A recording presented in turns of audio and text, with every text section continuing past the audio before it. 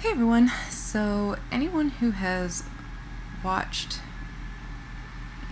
a tutorial similar to this one, which she, by far in my opinion, has been the best at helping a beginner like myself learn how to create my own fonts.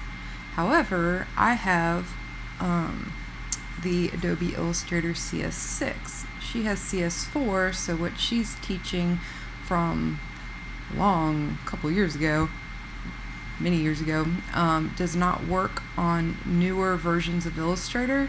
I don't think CS5 works either, because what they did is CS5 and newer, or at least CS5 and CS6 for sure, they inverted the rulers. So the X and Y axis are switched, so the numbers that she gives on here that are negative Y numbers need to be positive Y numbers, but there's no way to really do that CS6. So after a little bit of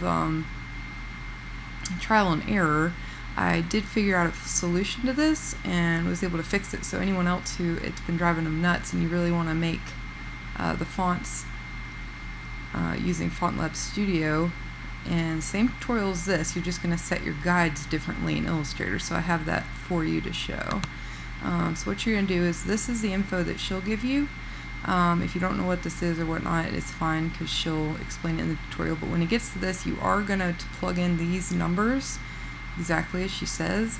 However, this is going to be your guideline information in Illustrator. So you're going to actually have your your descender, instead of it being -218, you're going to set your guide at Y1000. And so on and so forth all the way up.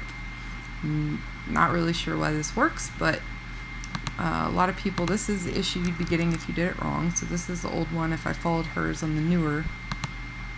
And you see the baseline here and the X up here, but when I paste it up, it pastes below. So that was very frustrating. Took me about an hour and a half of tweaking to figure out. So this is what you don't want. You want the X to be up here.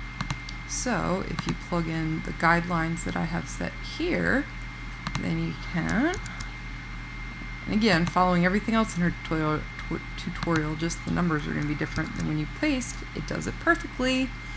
So no idea but why it does that, but it does. So that's what it is. And in order to change that, you go down to font info and metrics and dimensions, key dimensions, and then you're still, like I said, you're going to type in all of the numbers that she gave you in your FontLab Studio, and do apply all that fun stuff.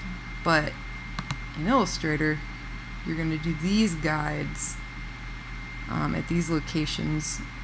Let's see how it's at. I guess it doesn't. Oh, that's right. Ha ha ha. Forgot I locked the guides. But yeah, so if you see, so it's going to be at Y249 for your X height, whereas on hers, she has hers at 533. But for you, that will not work. You're also going to set the 0 origin over here up at the ascender guideline, instead of down here at the descender guideline. Or baseline, I don't remember where she had, I think baseline.